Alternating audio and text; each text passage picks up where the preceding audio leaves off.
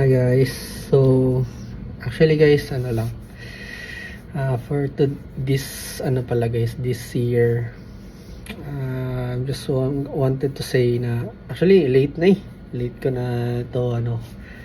Meron na kasi dapat akong ginawang video guys regarding dito. Kaso lang hindi ko siya na-upload and then nakalimutan kong na-delete ko pala. So, eto pala na video guys. Actually, hindi ako gumawa ng end year na video ano.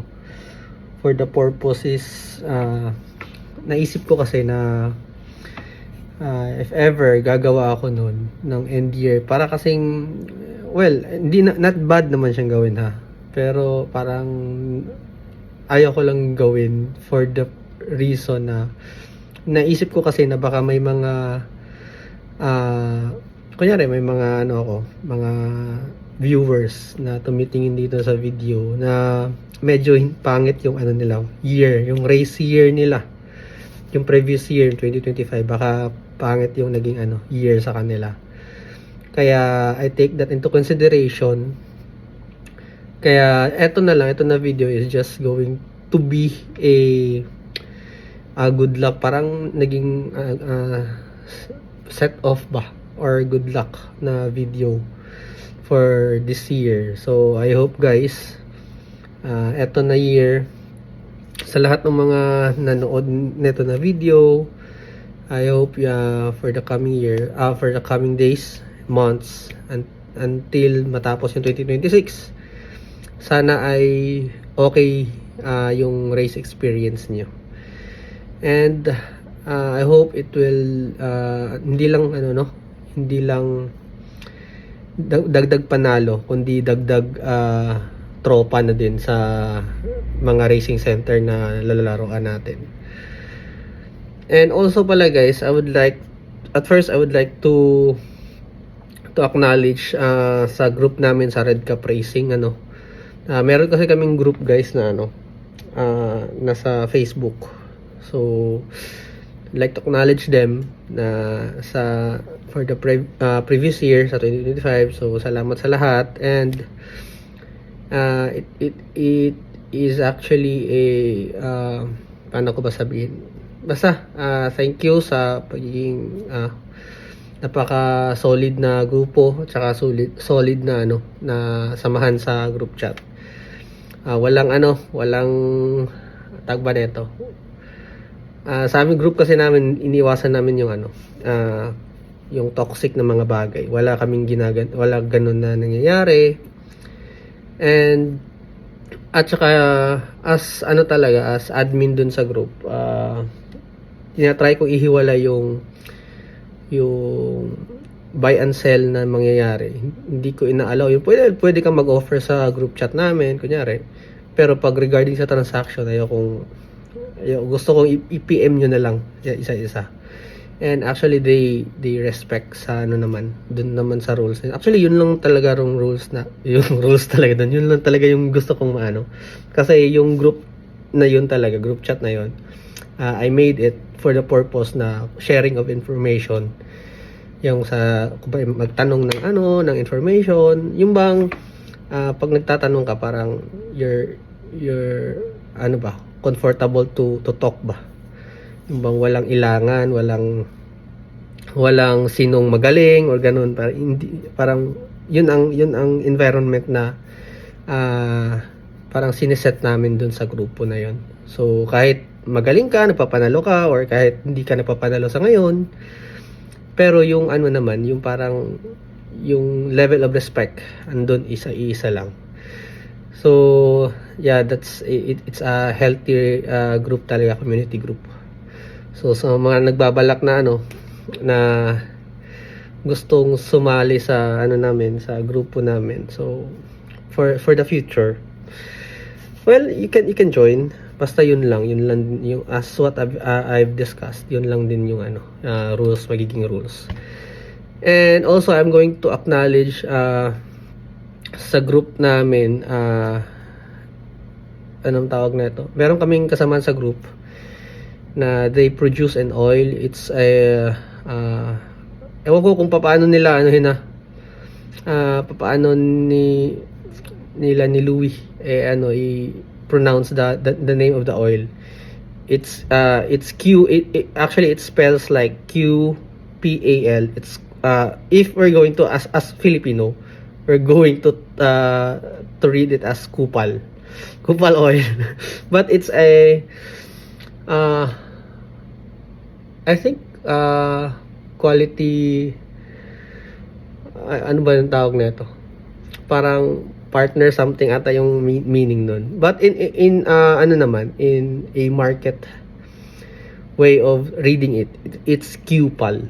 Parang pal as magtropa, quality tropa, parang ganon.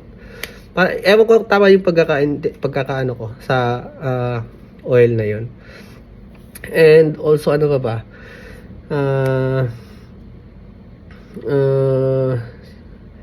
Sa lahat sa mga sa members din namin sa aside sa Philippines, meron kami members na sa UAE, si Mark, sa Canada naman doon si Mike, at saka si TJ, at saka meron pa isa si ano ba yun, di ko masyado sorry pa, di ko masyado di ko maalala, parang gano'n. Sino ba? Basta meron gano'n saan siya na. Hindi ko maalala. So, if yung tatanong kayo how to join naman sa grupo, you can just search it sa Facebook. It's Red Cup Racing. So, you can join that one. And once doon, maka-join kayo, maka-subscribe kayo doon, or maka-join kayo sa group, just post a message na lang. I mean, post na lang mismo. Kasi hindi na community group kasi yon nangyari. Yung community group kasi na message, tinanggalan ng Facebook, di ba? So, just post it na lang doon mismo talaga sa page. And, I'm going to add you na lang sa So, ano pa ba dapat? Ay, also pala guys, meron ko na final na parang na official na namin yung team na logo nun. So actually para makikita nyo na rin ata yun sa sa ibang racing center, pag andun sila, makikita nyo yun sila pag kasi may sticker na parang na-distribute na ata din sa kanila ni Joseph. So tawag ba nito, meron na kami nun. Well, unti-unting lumalaki yung group. So it's fun. Actually, madaming chismisan. Chismax. Ano ba?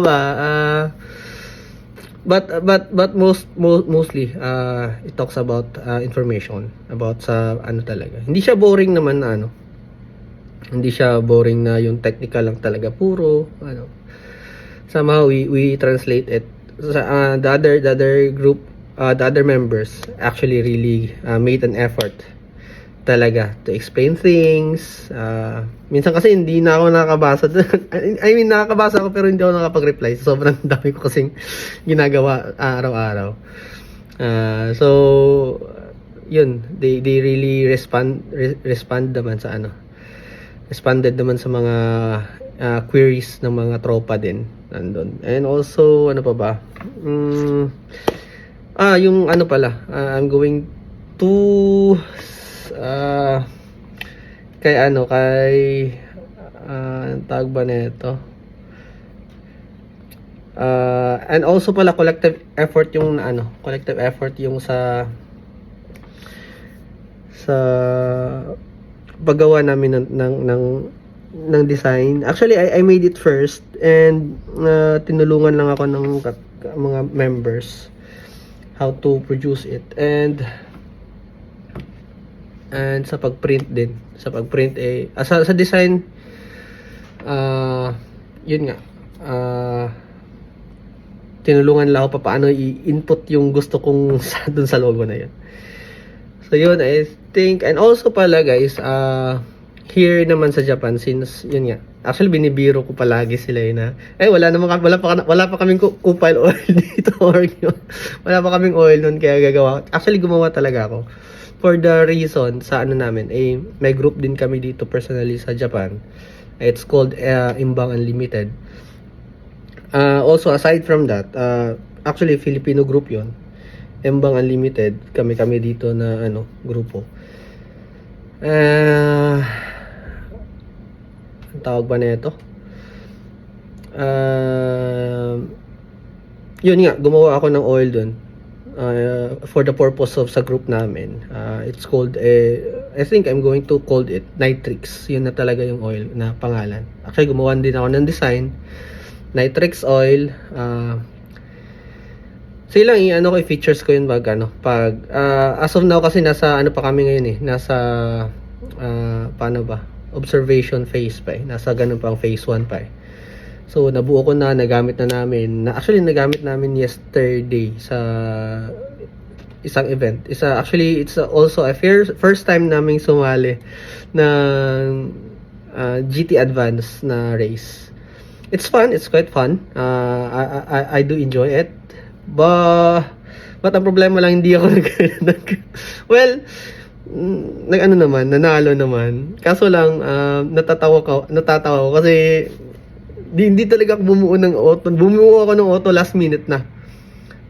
I think nung madaling umaga. Kunyari, race day na ng kinabuka, umaga nun. Ano pa lang, early as 2 to 3 o 2 to 4 a.m. Bumubuo pa ako noon ng auto kasi wala sa akong auto. Kasi at first wala akong plano sumali noon. So, yun nga, pag-try na kami doon. Somehow, praise to God, nanalo naman. But anyway guys, hanggang dito lang muna tayo. Thank you for watching and see you again for my next video. Salamat.